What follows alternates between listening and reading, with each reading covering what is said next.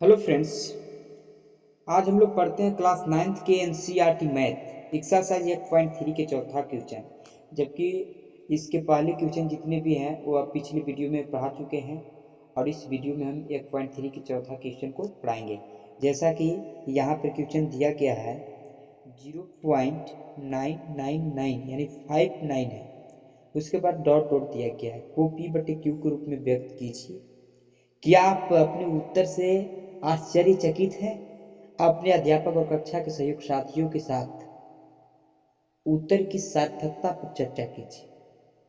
यानी क्वेश्चन को कुल मिला के P/Q के रूप में व्यक्त करना है, जैसा कि हम यहाँ पर व्यक्त करते हैं। क्वेश्चन है 0.99 यानी 599 है, 599 है, तो इसके बाद डॉट डॉट है। और जैसा कि हम लोग जानते हैं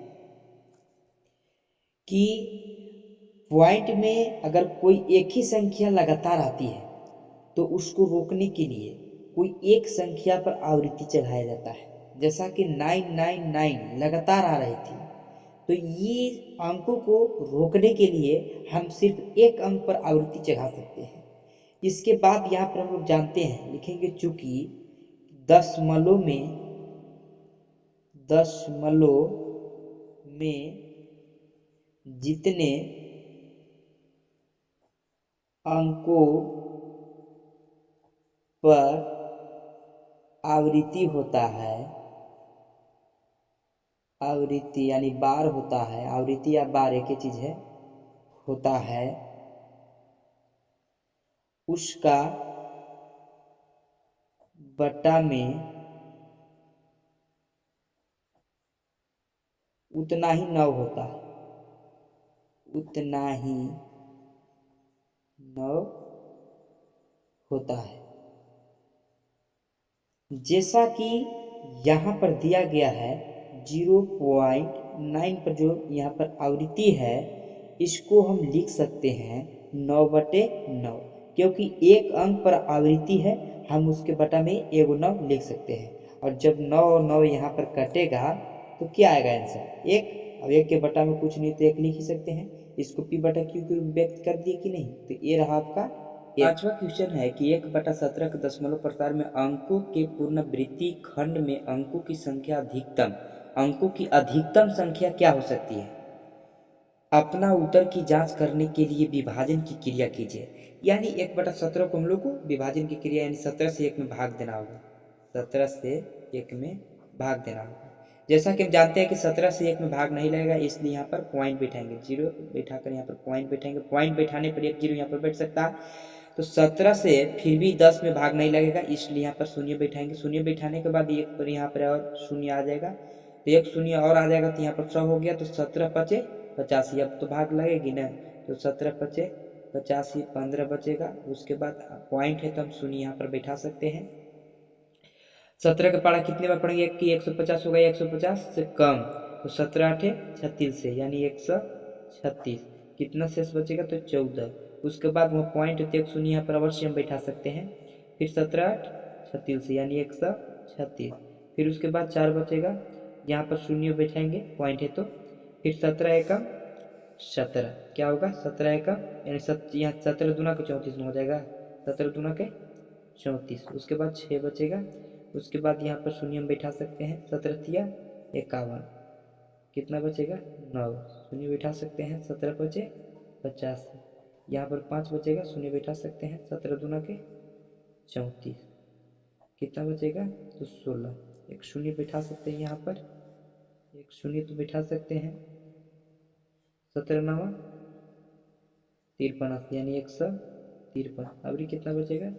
तो 7, कितना बचेगा? 7, एक शून्य बैठा सकते हैं। उसके बाद कितना बार में लगाएगा? यानी 17×4 = 68, 2 बचेगा, शून्य हो जाएगा, कितना बार में लगाएगा? 17×1 = 17, कितना बचेगा? तो यहाँ पर 3 बचेगा, एक शून्य यहाँ पर बैठा सकते हैं। उसके बाद कितना बार में लगाएगा?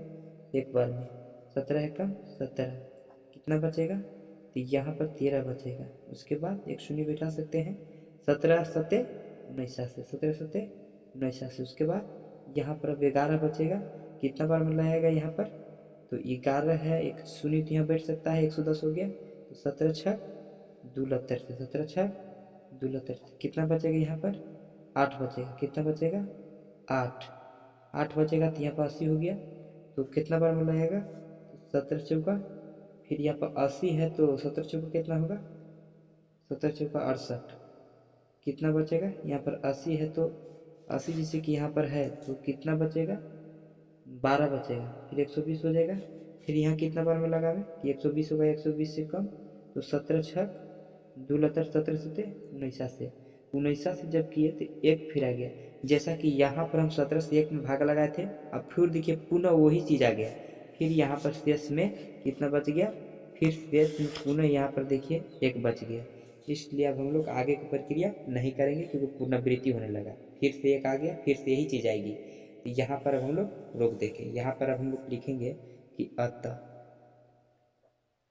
अतः इसका पॉइंट की जितने भी अंक है वो लिख सकते हैं। जैसे कि पॉइंट में क्या आया 0.88235294117647।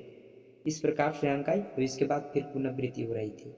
तो यहाँ पर हमको रोक देना था। पुनरावृत्ति होने लगे तो पुनरावृत्ति होने तक हम लोग को हल करना था। पुनरावृत्ति होने तक हमने हल किए तो यहाँ पर कितने अंक आए 1 2 3 4 5 6 7 8 9 10 11 12 13 14 15 16 यानी 16 अंक प्राप्त हुए। 16 अंक के बाद पुनरावृत्ति होने लगी, क्योंकि हमारा 5वां क्वेश्चन सोल्यूशन हो चुका है। पुनरावृत्ति का पहचान है कि इस प्रकार से हम इस पर क्या करेंगे, आवृत्ति का पहचान लगा देंगे।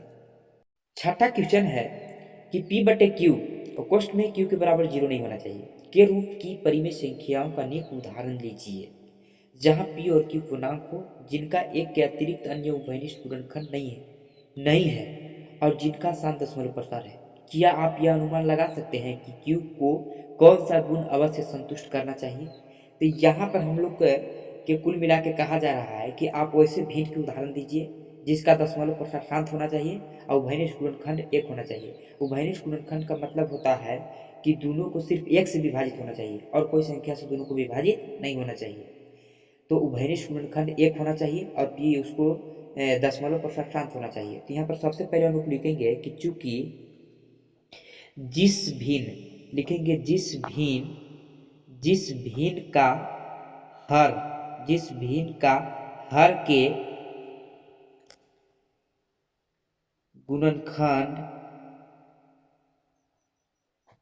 2 गुने 5 के रूप में होता है, 2 गुने 5 के रूप में होता है,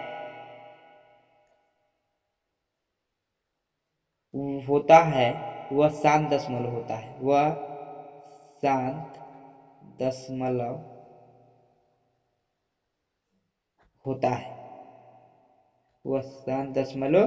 होता है।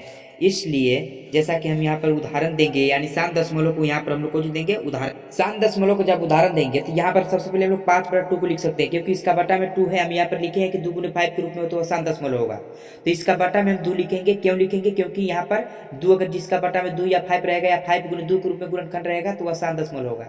जब इसको दशमलव के रूप में चेंज करेंगे तो इसका आंसर आएगा 2.5 आएगा। कितना आएगा 2.5 आएगा। इसको जब दशमलव के रूप में चेंज किया जाएगा, 2 से जब इसमें भाग देंगे तो इसका 2.5 आंसर आएगा। और इसका कह रहा है कि गुणनखंड का यानी उभयनिष्ठ गुणनखंड 1 है, तो इसका उभयनिष्ठ 1 के पहाड़ा में देखिए दोनों से 1 के पहाड़ा में आ सकता है और कोई के पहाड़ा में नहीं आ सकता है।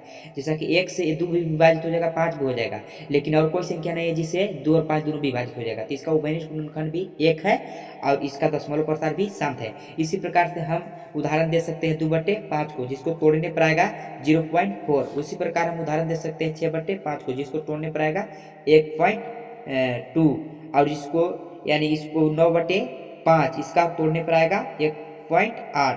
तो हम लोग कुल मिला के हमको इससे पता चल गया कि जिसका हर का गुणनखंड 2 गुने 5 के रूप में होता है उसको दशमलव प्रसार शांत होता है। जैसा कि 2 है या 2 गुने 5 है या 5 है तो उसका दशमलव प्रसार क्या होगा, शांत होगा। तो इस प्रकार से हम अनेकों उदाहरण दे सकते हैं। तो ये रहा छठा क्वेश्चन का सॉल्यूशन।